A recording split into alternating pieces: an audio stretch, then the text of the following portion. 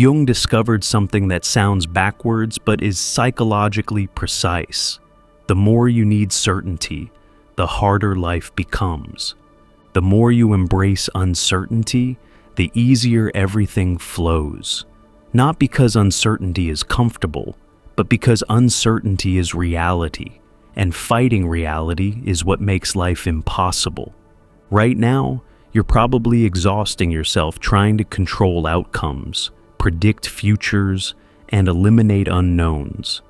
But Jung understood that this isn't just futile, it's the source of most psychological suffering. Your need for certainty is making you miss the intelligence that only emerges from uncertainty.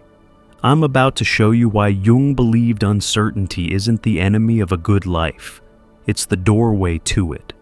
Why your psyche actually thrives in the unknown, and why the moment you stop demanding guarantees from life is the moment life starts guaranteeing things you never imagined possible.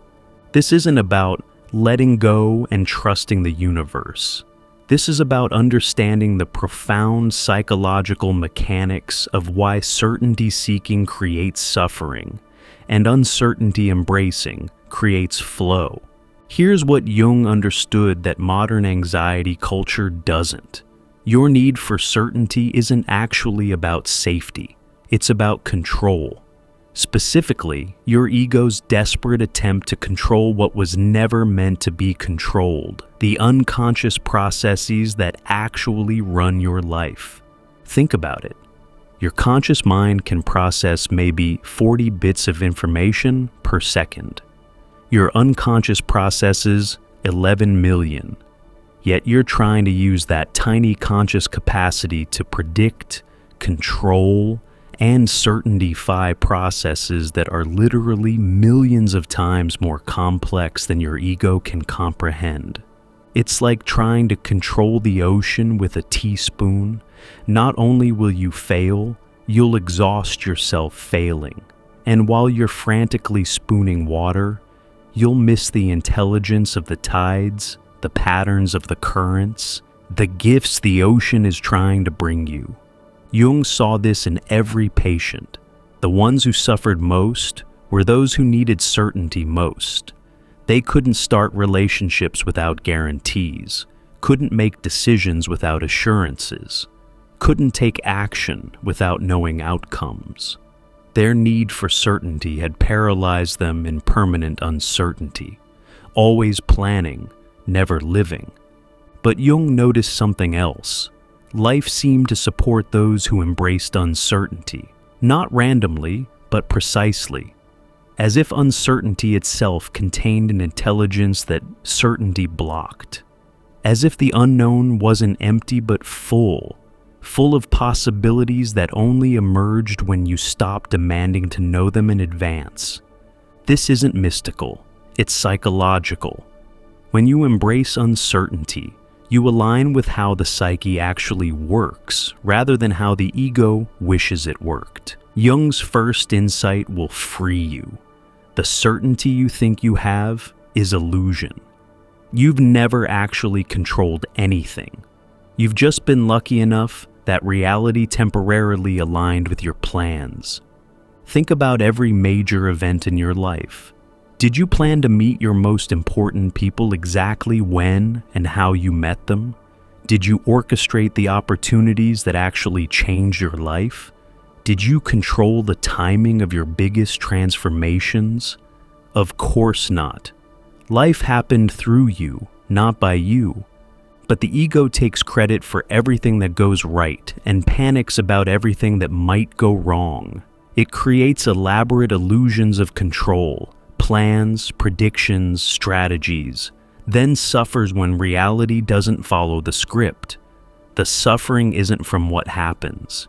It's from the failed expectation that you could control what happens. Jung discovered this through his own breakdown. He was a successful psychiatrist, had everything planned, thought he was in control. Then his psyche exploded into visions, dreams, experiences that shattered every certainty he had. His response? Instead of trying to regain control, He surrendered to the uncertainty. And that's when his greatest insights emerged. He realized the ego's control is like a child thinking they're steering a car while sitting on their parents' lap. The wheel moves, the child feels in charge, but the actual driving is happening at a level they can't even perceive. The moment you realize you're not really driving, you can stop exhausting yourself pretending and start paying attention to where you're actually being taken. One of Jung's patients, a businessman who planned everything obsessively, came to therapy in crisis because his 5-year plan had failed. Through analysis, Jung helped him see that every real success in his life had come from unplanned moments. His business idea came in a random conversation. His best partner was someone he met by accident. His breakthrough product was a mistake that worked. The plan had never been driving success. It had been limiting it. When he embraced uncertainty, stopped needing to know outcomes before acting, his business exploded with innovations that no plan could have predicted. This is the first key.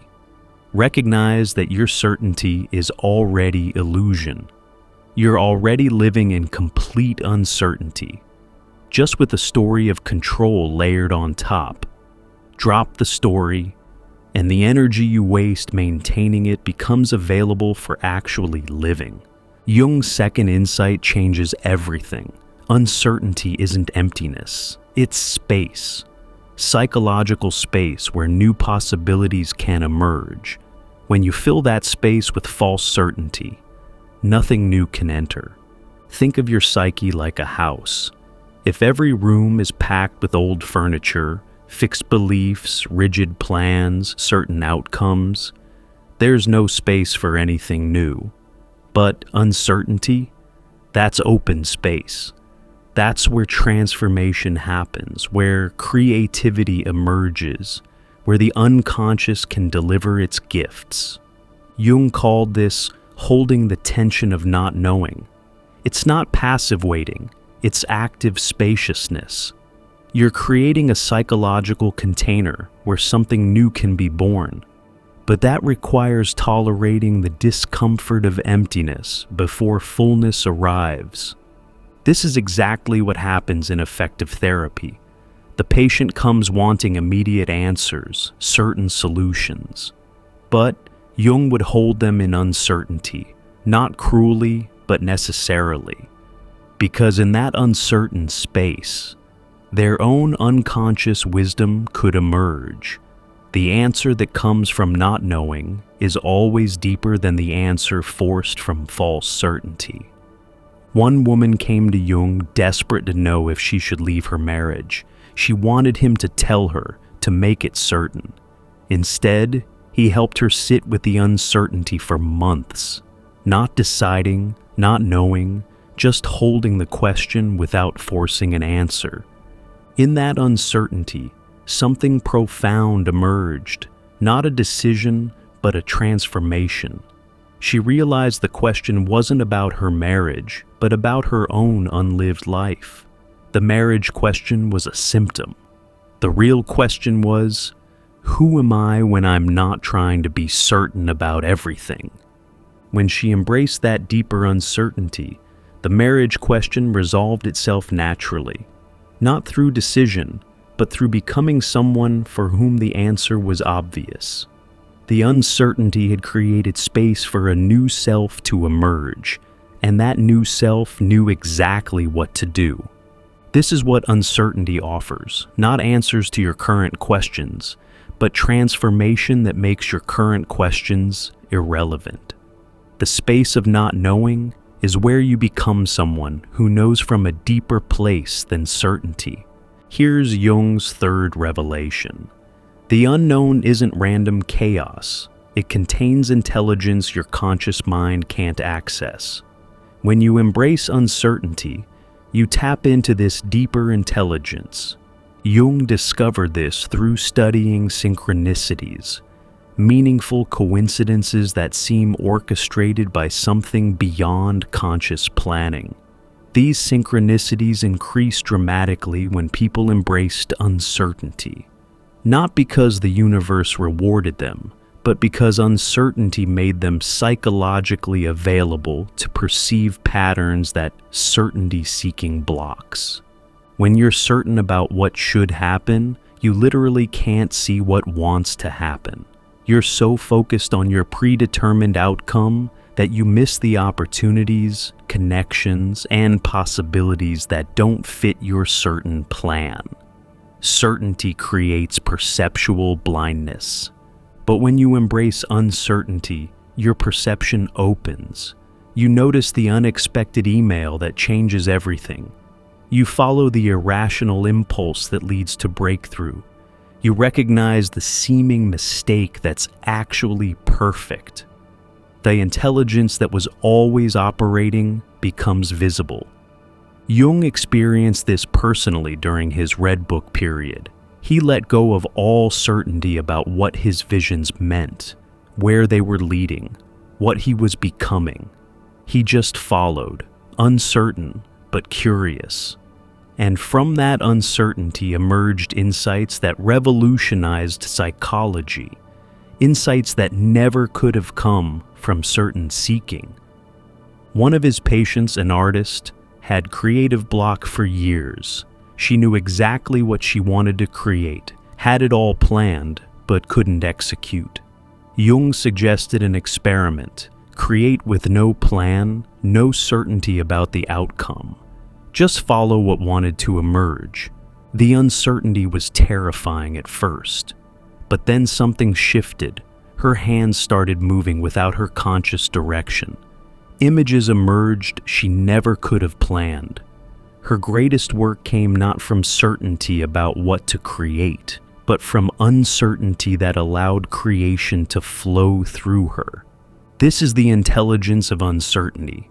It connects you to resources beyond your conscious inventory.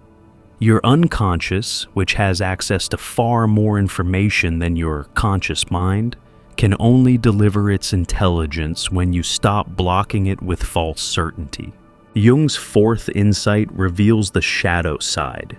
Your desperate need for certainty is actually projected fear. Every demand for guarantee is a rejected part of yourself, seeking safety from being seen. Here's how it works. The parts of yourself you've rejected: vulnerability, chaos, wildness, unpredictability, get pushed into the shadow, but they don't disappear. They transform into anxiety about uncertainty. Your need to control the future is really fear of meeting the parts of yourself that would emerge in an uncontrolled present. The person who needs relationship certainty has rejected their own capacity for betrayal or abandonment. The one who needs financial certainty has disowned their relationship with scarcity or abundance. The individual demanding life certainty has pushed death so far into shadow, they live in constant anxiety about living. Jung saw this pattern repeatedly. The more shadow material someone carried, the more certainty they needed. Because uncertainty might reveal what they have hidden. Uncertainty might force them to face what they've rejected. Uncertainty might integrate what they've spent their life avoiding. But here's the breakthrough. When you integrate your shadow, the need for certainty naturally dissolves. Not through effort, but through wholeness. When you've faced your capacity for chaos, you don't need to control everything.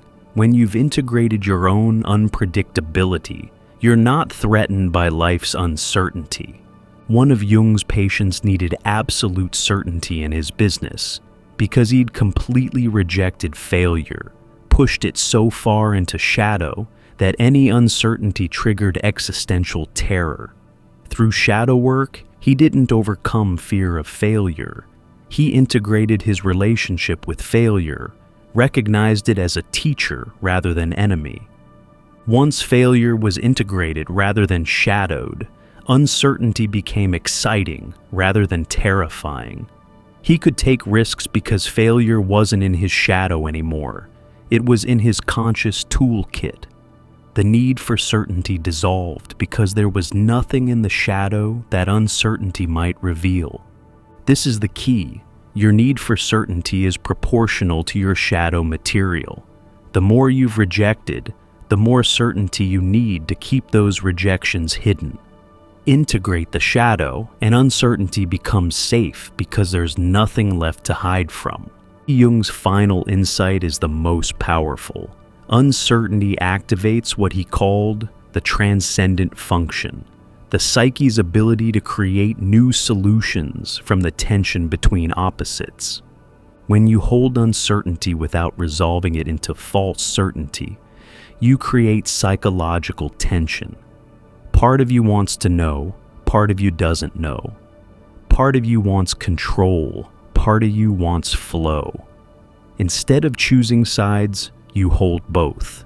And in that tension, something new emerges. Not certainty or uncertainty, but a third thing that transcends both. Jung called this living the questions, not answering them prematurely with false certainty, not avoiding them through denial, but living them until they transform into something else entirely. The question, what should I do, becomes, who am I becoming? The question, will this work, becomes, what wants to emerge? This isn't philosophical, it's practical psychological technology.